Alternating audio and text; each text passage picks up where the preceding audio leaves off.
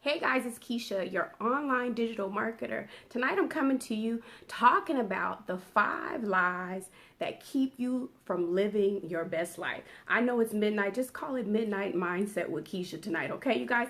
I wanted to get on and talk to you guys about this topic that I was listening to, and then I had several conversations this week that led back to like people not achieving some dreams that they have or manifesting some of the dreams that they have. So tonight, that's what we're going to be talking about. But let me get the housekeeping out of the way. My name is Keisha L. Owens. I am an online digital marketer, and I help you get out of overwhelm and get into overflow in your business. Most importantly, I help you take intentional steps online to get intentionally paid, okay? So we're going to jump right into it. I'm going to be talking to you tonight about the 5 lies that keep you from living your best life, okay? So do me a favor tonight. You guys can find me on Instagram, Facebook, and YouTube, okay? So if you're watching me on Facebook or you're watching my YouTube, make sure that you subscribe. If you're watching me on Facebook, make sure you're following me. And if you're watching me on YouTube, make sure you hit subscribe and hit that notification button, because every time I upload a video, you'll be notified, okay? So we're gonna jump right into it. It's the 5 lies that you've been told over the past, or you've been told all your life, that keep you from living your best life, right? So we're gonna jump right into it. Number one is that, have somebody has ever told you that you have good genes, or you've ever told someone they have good genes, or you have good genetics? And we feel that way. Like if you see somebody 20 years later after high school and they still look the same, their body is slamming and they still got a little waistline, or they still got muscles like they were when they were playing football, and you say, oh, they got good genes, they got good genetics, right? Well, somewhat of that, a little bit of that could be true, right? But sometimes the good genes and the good genetics, it's taken too far, right? Because you know that you can create and be anything that you want to be. It's just a matter of you doing the work so that you can get those good genes, or that little waistline, or those muscles, or beautiful skin, right? So we take good genes, we take good genes. Oh, you get it from your mama. Sometimes we take that a little too far, because everything that we want, we can have it, we can create it, right? So I heard this analogy, like a man and a woman came together to basically create something beautiful, which was you, right?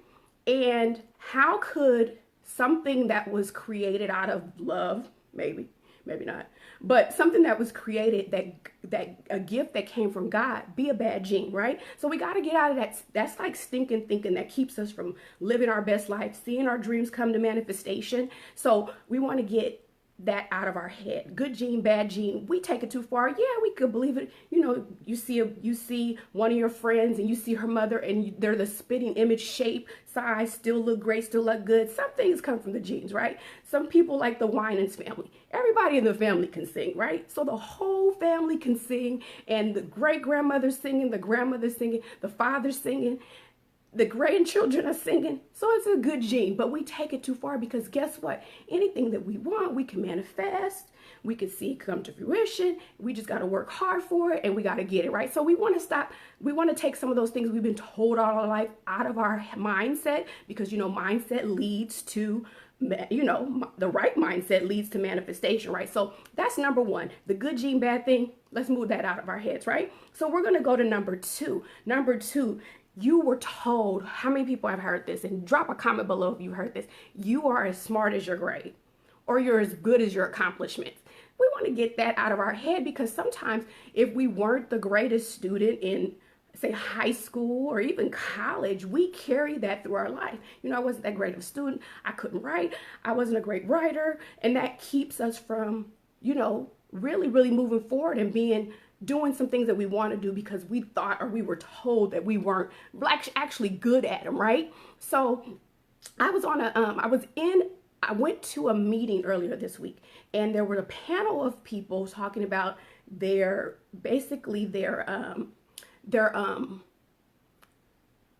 just telling about their life history, like from high school to college to their career, and how they have climbed the ladder in corporate America. And it was 5 people on the panel, 1 male and 4 women, right?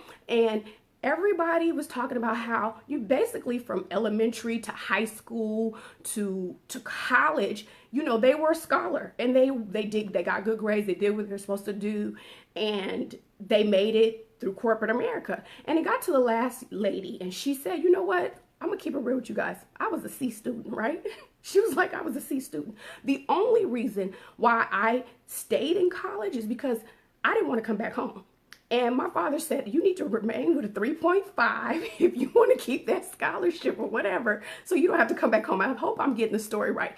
But her motive at the time was just to get through it. It wasn't to you know, she didn't have that motive. But once she worked hard, because she knew she needed to work hard to stay there and not go back home, she became great at something. She found things that she liked to do and she excelled at them. She didn't start off as this great, amazing, overachieving student, which is great if you are and you have those capabilities and you have those skills and you learn and you progress like that. But she didn't have that, but something happened for her to push to be that. So we can't tell ourselves that we're as good as our grade, as good as our past accomplishments. Some people may not have those accomplishments, and those things are keeping them from having their best life, living their best life. So that's number 2. You're not as good as your last accomplishment. You're not as good as your grades said you were. If you were a C student, an A student, a B student, whatever the case may be, all that can be changed. So these are lies that we've been told that keep us. One lie like that can keep you from doing and being the absolute person that you were supposed to be. So we want to get that out of our heads, okay? So that was number 2. Number 3 is no bad days, right? So no bad days meaning, you know, you're supposed to wake up and you're supposed to be Superwoman or Superman, and whatever comes your way, you're knocking them out. And it's great if you can be that person. But this whole philosophy about no bad days, conquering the day, yes, we're going to have some bad days, but it's how we overcome those obstacles that really, really push us. And there's a saying, in darkness comes light, right? So sometimes those dark days bring us to another level, or take us to another level, or help challenge us to be better. So the no bad days, you can have a bad day, but it's how you basically how you overcome that bad day, how you deal with that obstacle that's in front of you that will take you to the next level. But not only take you to the next level, build your character, build your strength for the next obstacle come, because after one there's another, there's always going to be one, right? So no bad days, that's number 3. Let's get that out of our head. Let's kick that to the curb. Let's flush it down the toilet. Let's put it in the garbage disposal and turn the switch on.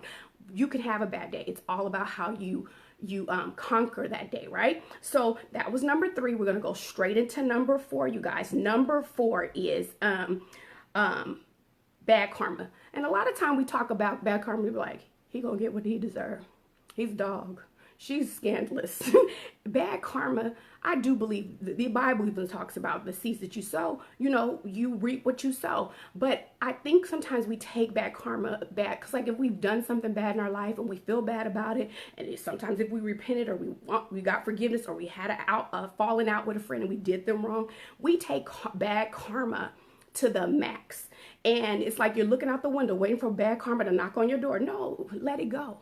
Let bad karma go. You know, you make amends and move on. Don't let it hold you and keep you from doing what you want to do. A lot of times, this is the reason why people talk themselves out of doing something that is their purpose to do. But they keep talking themselves out of it because of the things that they've been told for years, that's embedded in them, that's in their spirit, that's in their mind, that's in their head, and they can't get past it. And if they can't get past it, they're not going to be able to fulfill the purpose of why they're here, right? So bad karma, let's get it out of our head. We're gonna just kick bad karma to the curb, because don't be sitting around waiting for something bad to happen to you because you did something bad in your past. Make amends, ask forgiveness, move forward, right? So that was number 4. Number 5, you have no control over your life. Some people have said this, you have no control over, and that is absolutely wrong, because you can come from nothing and make something of yourself. So that's, and be in the worst situation or the worst environment, and statistics say you're not supposed to make it, and you do. So these are the things that keep us, I hear a lot of times, I talk to a lot of people, because my passion is for the entrepreneur, the hopeful entrepreneur, the person who wants to be an entrepreneur, the person who wants to brand themselves and brand a product, but they don't know how to go about doing it. And they have so much thinking that they already have sabotaged that project before they have even gotten started. So we have to take control over our situation, our life, and we have to work on it day to day to make it better. So whether we're working on that business, whether we're going to school and we want to get our master's degree or a PhD or whatever it is, see, we've been taught what to do. You go to school, you get an education, you take care of your family, but sometimes some families, some schools have not taught us. The whole purpose-driven life didn't happen when I was in high school. It happened more recent. So the purpose and you having your best life, it wasn't taught to you. It wasn't taught to you in elementary. It wasn't taught to you in junior high school. It wasn't taught to you in high school, and you probably didn't get it in college. All you were doing is what you've been told all your life. No one was talking to you about really talking about true purpose. You got that maybe in church. You got that if you hung with a group of people who knew the secret before the secret was the secret, right? So you control your life. You control what happens. And then if you give negative, you're going to get negative. If you give positive, you're going to get it back.